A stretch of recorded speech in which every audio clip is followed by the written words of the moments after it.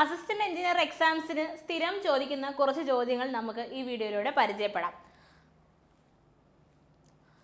First ചോദ്യം എന്ന് പറയുന്നത് നമ്മുടെ മോസിൽ നിന്നുള്ള ചോദ്യമാണ്.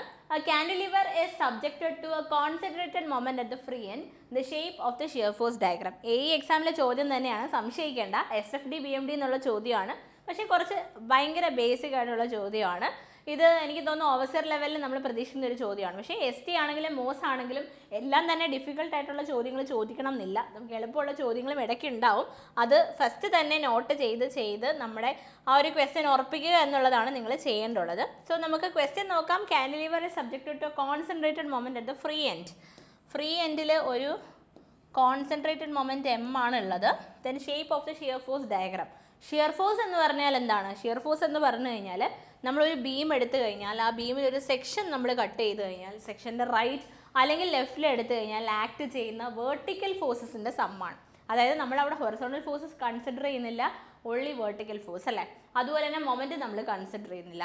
പക്ഷേ ഈ കാൻഡിലിവറിലാണെങ്കിൽ നമുക്ക് ഫോഴ്സുകളൊന്നും തന്നെ ഇല്ല, ആകെ ഒരു മൊമെൻറ്റ് M മാത്രമേ ഉള്ളൂ. അതുകൊണ്ട് തന്നെ ഇവിടെ ഷിയർ ഫോഴ്സ് ഡയഗ്രാം എന്ന് പറയുന്നത് ശരിക്കും പറഞ്ഞാൽ ഒരു സ്ട്രെയിറ്റ് ലൈൻ ആയിരിക്കും, ഒരു വാല്യൂ ഒന്നും ഇല്ലാതെ ഒരു ഹൊറിസോണ്ടൽ ലൈൻ ആയിരിക്കും. അത് നമുക്ക് triangle, rectangle, parabola, none of these ആണ് ഓപ്ഷൻസ് കിടക്കുന്നത്. സോ ഇതിൽ ഏറ്റവും നമുക്ക് ആപ്റ്റ് ആയിട്ട് സെലക്ട് ചെയ്യാൻ പറ്റുന്ന ചോദ്യം ഏതാണ്? നൺ ഓഫ് ദീസ് തന്നെയാണ് അല്ലേ. വേറൊന്നും നമുക്ക് ഷേപ്പായിട്ട് പറയാനില്ല, ഒരു ഹൊറിസോണ്ടൽ അല്ലെങ്കിൽ ഒരു ആക്സിസ് ആയിട്ട് മാത്രം നമുക്ക് റെപ്രസെൻറ്റ് ചെയ്യാനായിട്ട് സാധിക്കത്തുള്ളൂ. നെക്സ്റ്റ് ചോദ്യം, cantilever with 3 meter span is subjected to 20 kN load at the free end. നമുക്കൊരു കാൻഡിലിവർ ബീമാണുള്ളത്. ഈ കാൻഡിലിവർ ബീമിൻ്റെ എൻഡിൽ ഒരു 20 kN ഫോഴ്സ് ഉണ്ട്. And it is having a span of 3 meter. If EI is equal to 10,000 kN meter square. എന്താണ് EI എന്ന് പറയുന്ന ടേം? ഇവിടെ അതും കൂടി ഒന്ന് മനസ്സിലാക്കാം. ഫ്ലക്ചറൽ റിജിഡിറ്റി ആണ്, അതായത് മൊമെൻറ്റ് ഓഫ് ഇനേർഷ്യയുടെയും മോഡുലസ് ഓഫ് വെലോസിറ്റിയുടെയും പ്രോഡക്റ്റിനെ വിളിക്കുന്ന പേരാണ് ഫ്ലക്ചറൽ റിജിഡിറ്റി എന്ന് പറയുന്നത്. 10,000 kN meter square ആണ്. അങ്ങനെയാണെങ്കിൽ the maximum deflection of the beam in mm. Maximum deflection ഈ ബീമിൽ എവിടെ സംഭവിക്കും, എത്രയാണ് വാല്യൂ? എവിടെ സംഭവിക്കും എന്നുള്ളത് നമ്മുടെ ചോദ്യത്തിൽ ചോദിച്ചിട്ടില്ല, ബട്ട് എത്രയാണ് വാല്യൂ എന്നുള്ളത് ചോദിച്ചിട്ടുണ്ട്. സോ നമുക്ക് നോക്കാം. അപ്പോൾ ഇവിടെ നമുക്ക് നമ്മുടെ ബീം ഡിഫ്ലക്റ്റ് ചെയ്യുവാണെങ്കിൽ ഓഫ് കോഴ്സ് ഇങ്ങനെയായിരിക്കും ഡിഫ്ലക്റ്റ് ചെയ്യുക അല്ലേ. അപ്പോൾ മാക്സിമം ഡിഫ്ലക്ഷൻ എന്തായാലും ഈ ഫ്രീ എൻഡിലായിരിക്കും മാക്സിമം ഡിഫ്ലക്ഷൻ വരിക. Cantilever with a concentrated load at the free end ആണ്. മാക്സിമം ഡിഫ്ലക്ഷൻ്റെ വാല്യൂ ഫോർമുല വൈസ് നമ്മൾ ഓർത്ത് വെക്കേണ്ടതാണ്. സോ മാക്സിമം ഡിഫ്ലക്ഷൻ്റെ ഫോർമുല എന്താണ്? For a cantilever with concentrated load delta max is equal to WL3/3EI. ഇത് സിംപ്ലി സപ്പോർട്ടഡ് ബീം ആണെങ്കിലും cantilever beam ആണെങ്കിലും concentrated load, concentrated moment, UDL, UVL, ഈ 4 കേസ് പഠിച്ചു വെക്കണം. ഇത് ഇല്ലാതെ ഈ ഒരു ചോദ്യപേപ്പർ ഇതുവരെ വന്നിട്ടില്ല. 2020 ശേഷം 2025ആണിത്. 2025 വരെ നടന്നിട്ടുള്ള ഏത് ചോദ്യപേപ്പർ നിങ്ങൾ പരിശോധിച്ച് കഴിഞ്ഞാലും സ്ലോപ്പ് ആൻഡ് ഡിഫ്ലക്റ്റിൽ നിന്ന് ഒരു ചോദ്യം ഉറപ്പാണ്. ഈ ഒരു ചോദ്യം ചോദിച്ചിരിക്കുന്നത് നമ്മൾ ഇതുപോലെ കാണാതെ പഠിച്ചു വെക്കുന്ന ഫോർമുലാസിനെ ബേസ് ചെയ്താണ്. അതുകൊണ്ട് തന്നെ നിർബന്ധമായ ഈ പരീക്ഷയ്ക്ക് തയ്യാറെടുക്കുന്നവർ ഒഴിച്ചുകൂടാൻ പറ്റാത്തൊരു ചാപ്റ്റർ തന്നെയാണ് slope and deflection of beam. ഇനി ഈ ഫോർമുല ഇത്രയും നിങ്ങൾ പഠിച്ചു വെക്കുമ്പോൾ നിങ്ങൾക്ക് കൺഫ്യൂസ്ഡ് ആവുന്നുണ്ട്, നിങ്ങൾക്ക് ഓർമ്മ നിൽക്കുന്നില്ല എന്നുള്ളതാണെങ്കിൽ ഇത് ഓർത്ത് വെക്കാൻ ഒരു ഷോർട്ട് കട്ട് നമ്മുടെ യൂട്യൂബ് ചാനലിൽ തന്നെ വീഡിയോ അപ്ലോഡ് ചെയ്തിട്ടുണ്ട്. സോ ആ വീഡിയോ ഒന്ന് നോക്കുക. താഴെ നിങ്ങൾ സ്ക്രോൾ ചെയ്ത് പോയാൽ നിങ്ങൾക്ക് കാണാൻ പറ്റും, അല്ലെങ്കിൽ സെർച്ച് ചെയ്താലും മതി. എൻട്രി ടെക്നിക്കൽ യൂട്യൂബ് ചാനലിൽ നമ്മൾ അപ്ലോഡ് ചെയ്തിട്ടുണ്ട്. വളരെ സിമ്പിൾ, ഒരു നമ്പർ ഗെയിം പോലെ ഓർത്ത് വെക്കാൻ പറ്റും. നിങ്ങൾ കാണാതെ പഠിച്ച് ബുദ്ധിമുട്ടേണ്ട ആവശ്യമില്ല, തെറ്റുമെന്നുള്ള പേടിയും വേണ്ട. ഡയറക്റ്റ് നിങ്ങൾക്ക് ആ ഒരു ഫോർമുലാസ് ഈ ഒരു പർട്ടിക്കുലർ ടെക്നിക്ക് വഴി ഓർത്ത് എഴുതാൻ പറ്റും. അതുകൊണ്ട് മറക്കണ്ട, 1 മാർക്ക് ഉറപ്പിക്കാൻ മേയ്ക്ക് ഈ സ്ലോപ്പ് ആൻഡ് ഡിഫ്ലക്ഷൻ എന്ന് പറയുന്ന ടോപ്പിക്ക് പഠിച്ചോണം. ഓക്കെ, അപ്പോൾ നമുക്ക് WL3/3EI ആണ്. സോ ഡബ്ല്യുവിൻ്റെ വാല്യൂ എത്രയാണ്? 20 ആണ്. 20 kN തന്നെയാണ്. EIയും kN meter square ആണ്. ഞാൻ ഇവിടെയുള്ള ഡബ്ല്യുവിനെ കൺവേർട്ട് ചെയ്യുന്നില്ല. ഇൻറ്റു ലെങ്ത് എത്രയാണ്? ഇവിടെ നമുക്ക് ലെങ്ത് തന്നിരിക്കുന്നത് മീറ്ററിലാണ്. So I am substituting it in metre because ഇവിടെ ന്യൂമറേറ്ററിലും ഡിനോമിനേറ്ററിലും മീറ്റർ ആക്കിയിട്ട് ലാസ്റ്റ് കൺവേർട്ട് ചെയ്യാം. ഇൻറ്റു ലെങ്ത് 3³ ആണ്.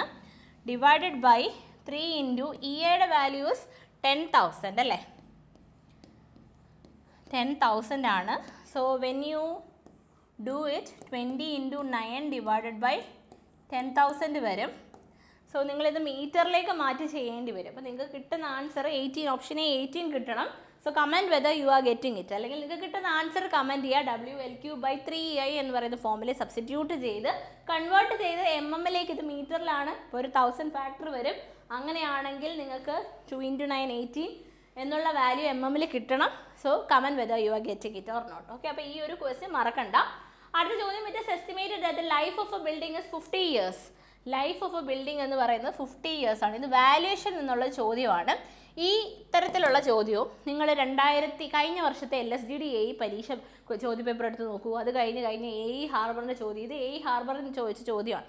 പിന്നെ അതുപോലെ തന്നെ ഗ്രൗണ്ട് വാട്ടർ എയുടെ ചോദ്യം പേപ്പർ എടുത്ത് നോക്കൂ. എല്ലാ വർഷവും ഈ ചോദ്യം, അതായത് ഇതുപോലത്തെ ചോദ്യം റിപ്പീറ്റ് ചെയ്ത് വരുന്നുണ്ട്. വാല്യുവേഷനിൽ നിന്നുള്ള പ്രോബ്ലമാണ്. 1 മാർക്ക് അടുത്ത എയ്ക്ക് നിങ്ങൾക്ക് കിട്ടാൻ പോകുന്ന ഒരു പോർഷനാണ്. അതായത് വാല്യുവേഷൻ വെച്ചിട്ട് നമുക്ക് വാല്യൂ ഓഫ് എ ബിൽഡിംഗ് കണ്ടുപിടിക്കാനായിട്ടുള്ള ചോദ്യം. ഇത് SSCJയിൽ എല്ലാ വർഷവും റിപ്പീറ്റ് ചെയ്ത് ചോദിക്കുന്ന ചോദ്യം. അതുകൊണ്ട് ചോദ്യത്തിനൊരു പഞ്ഞവുമില്ല. അതേ ചോദ്യം അതുപോലെ എടുത്ത് PSC പേപ്പറുകളിൽ ഇടാറുണ്ട്. സോ ഈ പ്രോബ്ലത്തിൻ്റെ ഫോമാറ്റിൽ 1 മാർക്ക് നിങ്ങൾക്ക് ഉറപ്പിക്കാനായിട്ട് സാധിക്കും. ഓക്കെ, അപ്പോൾ നമുക്ക് life of a building is 50 years and it will have A scrap value of 10% of the cost of construction. Scrap value എന്ന് പറയുന്നത് കോസ്റ്റ് ഓഫ് കൺസ്ട്രക്ഷൻ്റെ 10%. The depreciation is calculated using the straight line method. Find the present value of a building constructed 40 years before at a cost of ₹1 lakh. 1 ലക്ഷം രൂപയ്ക്ക് construct ചെയ്ത ഒരു ബിൽഡിങ്ങിൻ്റെ present value, 40 വർഷം മുന്നേ construct ചെയ്ത ഒരു ബിൽഡിങ്ങിൻ്റെ പ്രസൻറ്റ് വാല്യൂ കണ്ടുപിടിക്കാനാണ് ചോദിക്കുന്നത്. ഓക്കെ, അപ്പോൾ നമുക്ക് ഡിപ്രീസിയേഷൻ ആദ്യം കണ്ടുപിടിക്കണം. അതായത് 1 വർഷം കൊണ്ട് ഈ ഒരു ബിൽഡിങ്ങിൻ്റെ വില എത്രത്തോളം ഇടിയുന്നുണ്ട്, ഓരോ വർഷവും എത്രയാണ് ഡിപ്രീസിയേഷൻ. സോ നമ്മുടെ ഡിപ്രീസിയേഷൻ കണ്ടുപിടിക്കാനുള്ള formula cost minus scrap value divided by N ആണ്. Since it is using a straight line method. Straight line method ആയതുകൊണ്ട് ഡിപ്രീസിയേഷൻ എന്ന് പറയുന്നത് cost minus scrap value divided by number of years ആണ്. Okay, so again depreciation is equal to cost എത്ര ആണെന്ന് നമുക്ക് പറഞ്ഞിരിക്കുന്നത് 1 lakh ആണ് അല്ലേ. 1 lakh ആണ്. മൈനസ് സ്ക്രാപ്പ് വാല്യൂ എന്ന് പറഞ്ഞിട്ട് 10% of the cost of construction. ഇവിടെ പറഞ്ഞിട്ടുണ്ട് കോസ്റ്റ് ഓഫ് കൺസ്ട്രക്ഷൻ്റെ 10%. So scrap value is equal to 10% എന്ന് പറഞ്ഞാൽ 10/100 ഇൻറ്റു 1 lakh. അപ്പോൾ എത്ര വരും നമുക്ക്? അതിൻ്റെ 10% എന്ന് പറഞ്ഞു കഴിഞ്ഞാൽ it will be equal to 10,000 rupees. അപ്പോൾ so 1 lakh minus 10,000 divided by life is 50 years അല്ലേ. സോ നിങ്ങൾക്ക് ഇത് കാൽക്കുലേറ്റ് ചെയ്യുമ്പോൾ you will get the depreciation per year. 1 വർഷം എത്ര ഡിപ്രീസിയേറ്റഡ് ആകും എന്നുള്ള വാല്യൂ നിങ്ങൾക്ക് ഇതുവഴി കാൽക്കുലേറ്റ് ചെയ്യാനായിട്ട് സാധിക്കും. Okay, so when U calculate this, you will get depreciation as 1,800 rupees per year. ഓരോ വർഷവും 1,800 വെച്ചിട്ടാണ് ഈ ബിൽഡിങ്ങിൻ്റെ വില ഡിപ്രീസിയേറ്റ് ചെയ്തുകൊണ്ടിരിക്കുന്നതെങ്കിൽ what is the present value of a building constructed 40 years before at a cost of 1 lakh. അങ്ങനെയാണെങ്കിൽ നമുക്ക് present value എങ്ങനെ കണ്ടുപിടിക്കാം?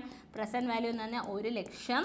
1 ലക്ഷത്തിൽ നിന്ന് 40 വർഷം കൊണ്ട് എത്ര വീതം ഡിപ്രീഷിയേറ്റ് ചെയ്യുന്നു? 1 വർഷം 1,800 എന്ന നിലയ്ക്ക് നമുക്ക് 40 × 1,800 വെച്ച് ഡിപ്രീസിയേറ്റ് ചെയ്യുന്നുണ്ട്. So when U calculate this, എനിക്ക് തോന്നുന്നു നിങ്ങൾക്ക് കിട്ടുന്ന ആൻസർ ₹28,000 ആണ് കിട്ടുന്നത്. 28,000 രൂപയാണ് പ്രസൻറ്റ് വാല്യൂ ആയിട്ട് കിട്ടുന്നത്. അപ്പോൾ ഒന്നുമില്ല, ആദ്യം നിങ്ങൾ ഓരോ വർഷവും ഉണ്ടാകുന്ന ഡിപ്രീസിയേഷൻ കണ്ടുപിടിക്കുക. 1,800 ഓരോ വർഷവും ഡിപ്രീസിയേറ്റ് ആകുന്നു. 40 വർഷം കൊണ്ട് എത്ര ആവും? 1,800 × 40. അതാണ് ഈ എഴുതിയിരിക്കുന്ന ടേം. അത് എന്തിൽ നിന്ന് കുറയ്ക്കുക? നമ്മുടെ 1 lakh ആട്ടോ. 1 lakhൽ നിന്ന് ഈ ഡിപ്രീസിയേഷൻ ഓരോ വർഷവും സംഭവിക്കുന്ന 40 വർഷം കൊണ്ട് എത്ര ഡിപ്രീസിയേറ്റഡ് ആവുന്നു 1 lakh എന്ന് കുറയ്ക്കുമ്പോൾ will get the value as ഇത്രയാണ് 28,000 എന്നിട്ട് ആൻസർ ഇസ് ഓപ്ഷൻ ഡി. ഇത് SSCJക്ക് ചോദിച്ച സെയിം ചോദ്യം അതുപോലെ റിപ്പീറ്റ് ചെയ്ത് വന്നതാണ്.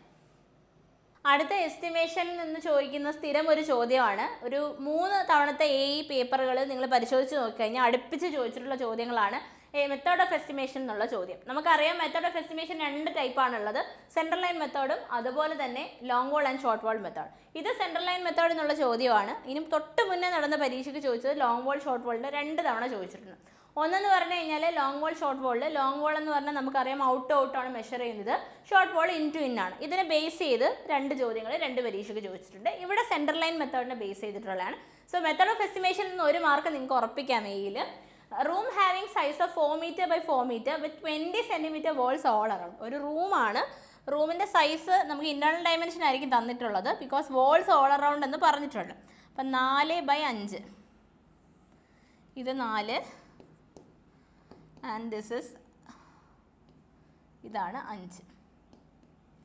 ഓക്കെ, അപ്പോൾ ഇവിടെ പറഞ്ഞിട്ടുണ്ട് 20 centimetre wall all around. What is estimate length of the wall by centre line method. Centre line method വഴി estimate length of the wall ആണ്. അപ്പം 4 എന്ന് പറയുന്നത് ഇന്നർ ഡയമെൻഷൻ ആയതുകൊണ്ട് സെൻറ്റർ ലൈൻ എടുക്കാൻ നമുക്കത് ഇവിടുന്ന് ഇവിടം വരെയാണ് സെൻറ്റർ വേണ്ടല്ലേ. അതായത് ഈ വോൾ 20 ആണ്. വോളിൻ്റെ തിക്നെസ്സിൻ്റെ പകുതി 0.1 ഉണ്ട്, ഇവിടെയും 0.1 ഉണ്ട്. സോ ടോട്ടൽ ലെങ്ത് എന്ന് പറഞ്ഞാൽ 4 + 0.1 + 0.1 വരും. ഓക്കെ, അങ്ങനെ എത്ര വോളുണ്ട്? ഈ ഒരു വോളും ഉണ്ട് മുകളിലത്തെ താഴത്തെ. സോ ഇറ്റ് ഇസ് 2 പ്ലസ് എന്ത് വരും നമുക്ക്? Short wall. ഷോർട്ട് വോൾ ഇതുപോലെ തന്നെ ലോങ് വോൾ ഷോർട്ട് വോൾ അല്ല, സെൻട്രൽ ലൈൻ മെത്തേഡാണ്. ഞാൻ ജസ്റ്റ് ലെങ്ത്ത് പറഞ്ഞുള്ളൂ. 4/5 ആട്ടോ, 4/5 ആണ്. ലോങ് ഏതാ ഷോർട്ട് അല്ല, നമുക്കിവിടെ സെൻട്രൽ ലൈൻ മെത്തേഡാണ് ചോദിച്ചിരിക്കുന്നത്. സോ 5 + 0.1 + 0.1 × 2, 5.2 × 2, അതായത് എന്ത് വരും? 4.2 × 2 + 5.2 × 2, അതായത് 10.4 + 8.4 + 10.4 വരും. അതായത് നമുക്ക് എത്ര വരും? 18.8 മീറ്റർ. ഓപ്ഷൻ സി 18.8 മീറ്റർ വരും. ഒന്നുമില്ല, ജസ്റ്റ് സെൻറ്റർ ലൈൻ ലെങ്ത്ത് കണ്ടുപിടിച്ച് ആഡ് ചെയ്തെടുത്ത മാത്രമേ ഉള്ളൂ. ഓക്കെ, അടുത്ത ചോദ്യം, which of the following is true. നമുക്ക് ഒരു 2021 നടന്ന LSTD-A മുതൽ നമ്മളെ പിടിച്ചിരുത്തി ചിന്തിപ്പിക്കുന്ന ചോദ്യങ്ങൾ വരുന്ന മേഖലയാണ് കൺസ്ട്രക്ഷൻ മാനേജ്മെൻറ്റ്. അത് കഴിഞ്ഞുള്ള ഏത് പേപ്പർ നിങ്ങളെടുത്ത് നോക്കിയാലും ഇതുപോലെ വലിയ സ്റ്റേറ്റ്മെൻറ്റ് ടൈപ്പ് ചോദ്യങ്ങൾ കൺസ്ട്രക്ഷൻ മാനേജ്മെൻറ്റിൽ നമുക്ക് ചോദിച്ചിട്ടുണ്ട്.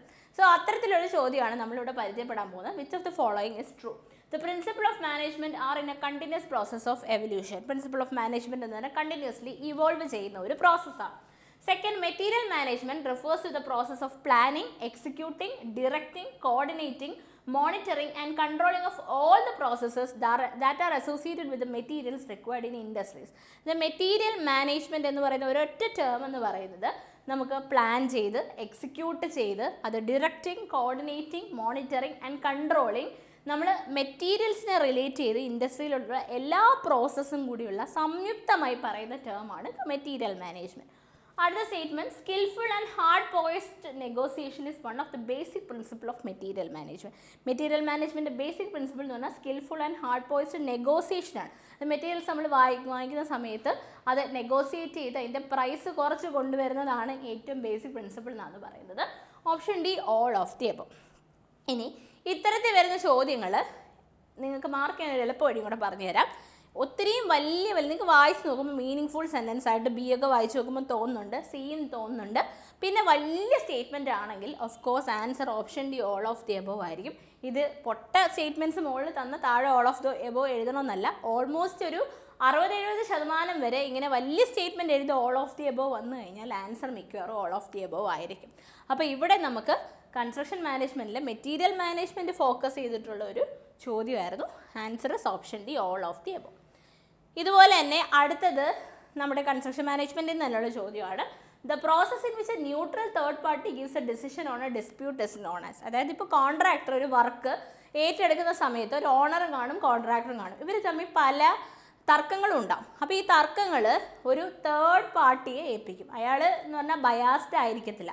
അതായത് കോൺട്രാക്ടറിൻ്റെ കൂടെ നിൽക്കത്തില്ല, ഓണറിൻ്റെ കൂടെ നിൽക്കത്തില്ല. ന്യൂട്രൽ ആയിട്ടുള്ള ഒരു തേർഡ് പാർട്ടി വന്ന് ഈ ഒരു പ്രശ്നം സോൾവ് ചെയ്യുന്നതിന് എന്ത് പേരിട്ട് വിളിക്കും?